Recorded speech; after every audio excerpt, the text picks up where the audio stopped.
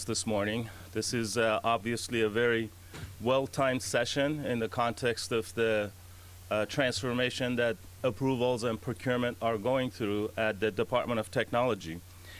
Today we have a couple of speakers who are deeply entrenched in the process of essentially getting those programs out within the department. But also we have some distinguished panel members who are from the Department of Technology as well as Department of Finance, who are here to basically listen to all of your concerns and observations about the programs that are being rolled out. So in that context, I wanted to get the process started, but we do have some ground rules. You know, we essentially are bringing control agencies to the table, and they generally come with some ground rules that we all have to follow. So first off the bat, we're going to hold on questions and answers until the end of the presentations. There is a document on each table that you can use in order to basically jot down your questions. What we would like to do is basically have you indicate whether your questions are related to approvals or procurement so that we can guide the question to the proper individual to answer them. Also, in the during the presentations, please do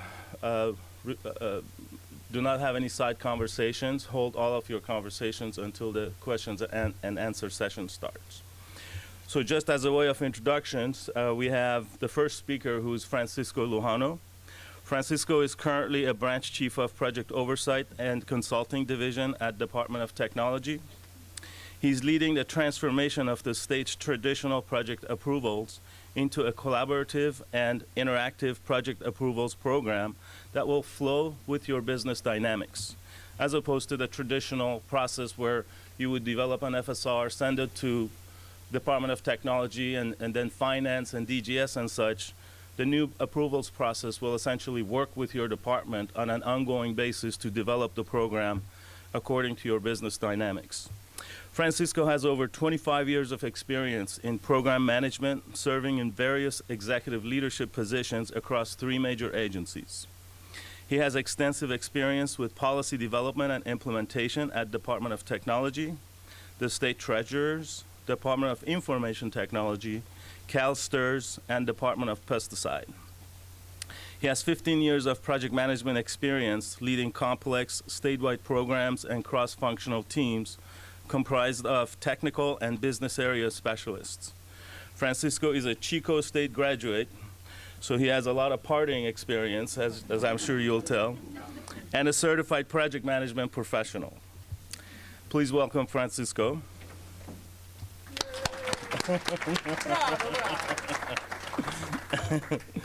Second speaker is Russ Guarna. I've known Russ for almost 15 years now, and he's quite a man and knows his procurement stuff better than anybody else in state government. Russ is currently the Deputy Director of Procurement Division at the Department of Technology. He's leading a team of specialists responsible for strategic IT solutions, such as the next generation of CalNet, public safety communications, and large-scale IT contracts that just moved from DGS over to Department of Technology. Russ will be responsible for spearheading that program. Russ has over a decade or 2 of experience and education in procurement. He was previously the Deputy Director at CTA, Program and Policy, Purchasing Manager for DGS Procurement, Team Lead for the Procurement Performance Review under Governor Schwarzenegger, and a purchasing agent with U.S. Army and a corporate buyer within the private sector. Russ is a CSUS Sac State alumni. Go Russ. A certified project manager, and has received many awards for his contributions to the procurement profession. Please welcome Russ Guarna. I'm going to get Francisco up here so that he can begin the presentation, and then I'll come back up after Russ's presentation to introduce the panel members. Good morning, and thank you for coming this morning. And the reason Nasser wants to get me up here quickly is because they tell me I talk too much, so he's going to want to keep me within my time frame. So let me get started. Actually, today's presentation is really an overview of what's coming and what we're looking at doing on our project approval lifecycle. We do have a class that's offered at the training center. It's a 4-hour class that goes into much more depth on what we're doing and how to fill out the form. So if you're from a department and you want to know much more about this, then I suggest you go to the the OTEC Training Center, upcoming events, sign up. There's a waiting list, so all the classes are filled, but we're adding classes as the demand keeps growing. So we actually started out with 25 people per class, and it's grown to 55. So this is a good overview.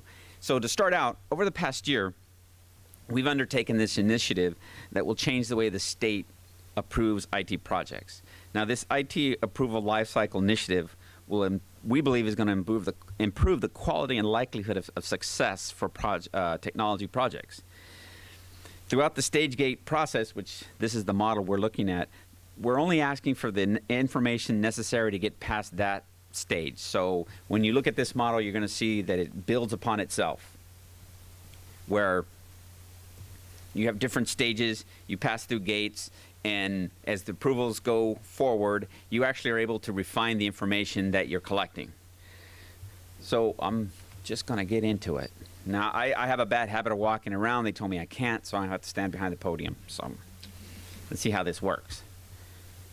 So a little history. This is what I first talked about, our initiative. We're changing the way we do projects. And quite frankly, we went out, we did some research. We looked at other states, how they approve projects. We looked at the federal government. We went and looked at other countries and private sector.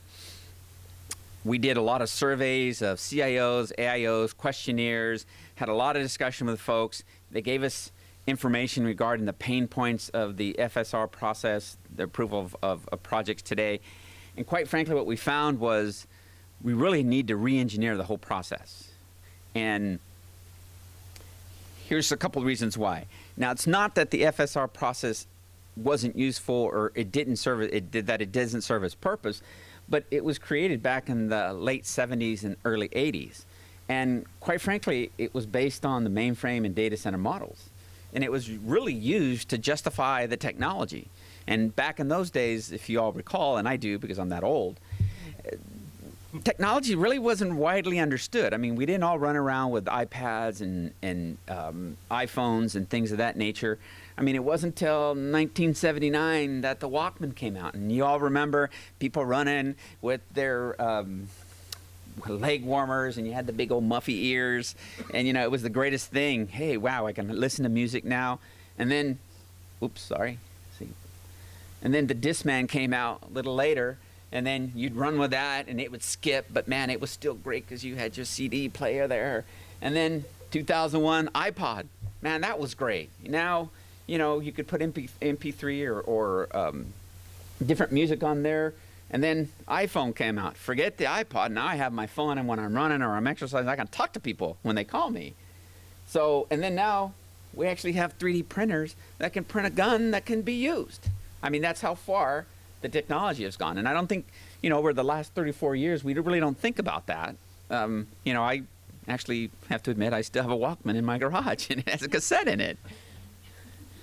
So this is what we're going to cover. Today, our current process, what we're looking at, there's a transition period, and then the future release, what we're looking at doing. And this is something we're working on with the Department of Finance and others to figure out how we're going to make this work. So today, our current process, you submit a concept statement. And that concept statement is reviewed and it's looked at. And quite frankly, a concept statement can be a paragraph. Sometimes they're sentences, and we call it a beer and a napkin, where someone can sit after work and on a napkin and figure out that they're going to have this concept statement submitted. So then the concept statement is reviewed, supported, and then you develop this FSR. You go out, you put this document together, it's 150 pages, and you submit it to us. We review it. If it needs well, we review it, it's approved, and then your project starts and you go off with an RFP. So you go out with your RFP, and you're told it's got to be done quickly. You have 6 weeks, and you're like pushing it. And what happens? You go out, there's delays, more delays, and you estimated your project at $30 million, and you do this, and then 12 months later, You actually get your bids in, and the cost isn't 30 million, it's 90 million, and now you're a year behind. So now, what happens? You have to do an SPR. And lo and behold, you need to do a BCP. And then your project gets in the newspapers because you're a lousy project manager because you can't keep on schedule within budget, and quite frankly, your project hasn't even started yet. So, and then your project is done and you peer it out. So that's today. And if you really think about it, it's the process that's causing us the problems, because we hear in the news from B how lousy state workers are at doing projects, when in fact that's not true. 85% of our projects are on time, within budget, and on schedule. 85%. That's better than private industry, but you don't hear about that. And when you look at the reasons why, one of the big reasons is the actual process that we use to approve projects. Now, what we're talking is a transition. The transition phase would be the stage 1 business analysis, which I'm going to call S1BA because it's too long to say it all the time. Now, what's going to happen here is the S1BA is going to replace the concept statement. Once that's approved, it's going to you'll have the okay to go on with your FSR. The S1BA will replace section 3 of the FSR, and then the process remains the same. And the reason we're doing that is in this spot right here, we're going to do a pilot, which we're looking to make sure that this new model we're proposing actually works for the state of California, and that we can marry it up with the budget process, because the budget process is in cement. It's not going to change. So what we're going to do is try to marry up where this process can work, where it makes sense to the state of California departments, and we can actually get through this in a sensible way. So we really, really have to go through this and make sure that it works, and we can work out any quirks that it has. So here's the actual stage gate model itself. It consists of 4 stages: the business analysis, the alternative analysis, procurement analysis, and solution analysis. Now, if there's not a procurement, then we're going to be able to skip that stage, but that's part of what the pilot's going to do. We're going to look at, well, I'll get into that a little bit later. So, and you can see that the work's segmented, and each stage will build upon itself. So in the business analysis, that's the first stage, and that's what we're going to concentrate on today. Now, I am going to go over a few of the benefits of this whole model, but that's a little bit later.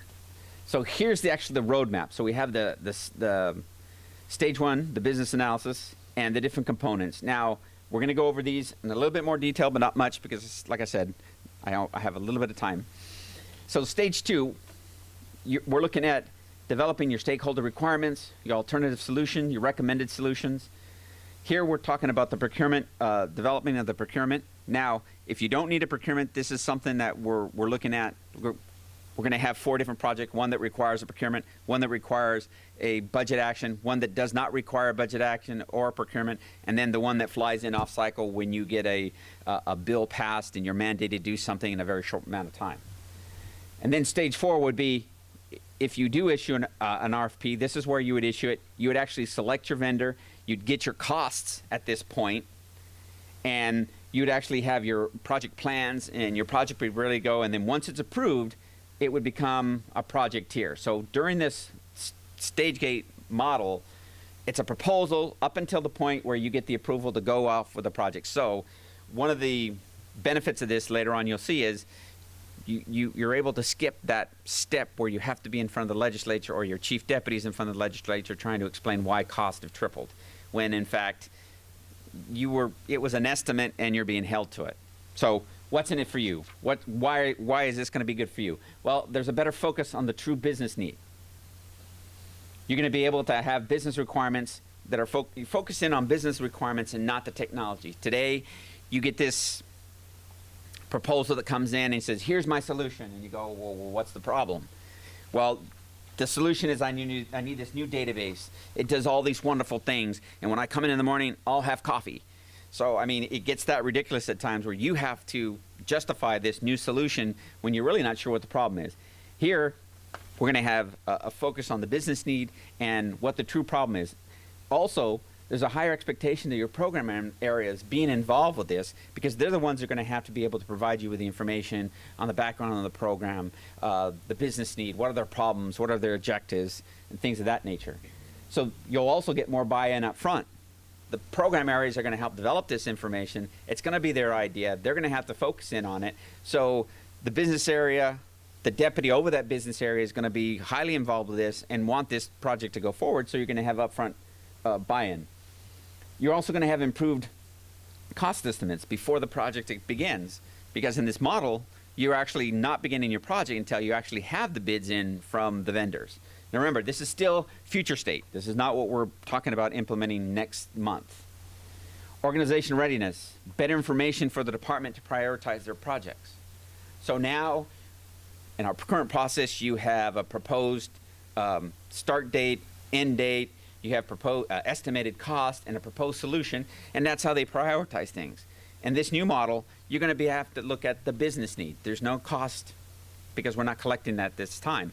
So it really looks at what the department needs and what's their priorities. And that's going to be a hard change for people. But as you go through this, coming from a program area for quite a few years, to me that was much more important.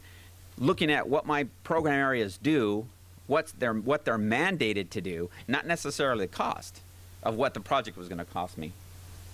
And then each stage is going to build upon itself. Again, the stages are segmented, the work cut into sections, and you're able to refine information as you continue to acquire it. Now, accurate cost and realistic information before legislative hearings. Again, when you're always in front of the legislature, you're being accused of not knowing your job when in fact it was truly an estimate. Here, you're actually going to have the bid that comes in. You're going to have the dollars amounts ahead of time, and you're going to be able to build your schedule based on the proposal submitted by your vendor. So it's going to help out a lot in that sense, which will cut down on SPRs and BCPs.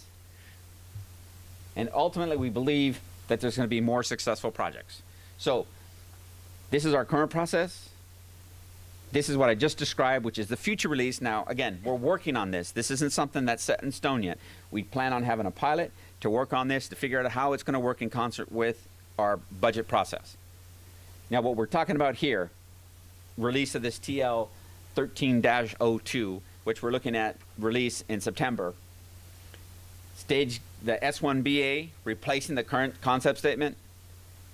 It also will replace Section 3 of the FSR, and then the rest of the process will remain the same. So we're looking at this as a transition period.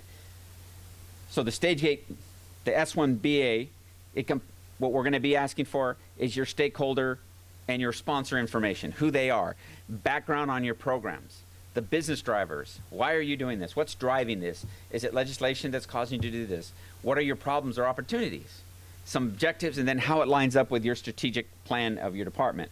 So these are what I just talked about, and your program staff, they're the ones who are going to have to be involved with this heavily. Now, at the class we're teaching out at the training center, one of the questions that comes up is, well, my department, we're not going to be able to make them that. Well, we're not going to be able to make the program areas do it either, but it seems like it makes a lot of sense that they'll be involved with this. So we truly believe, I have a lot of faith in departments and executives and state employees that they're going to do the right thing when it comes to how to develop these business analyses.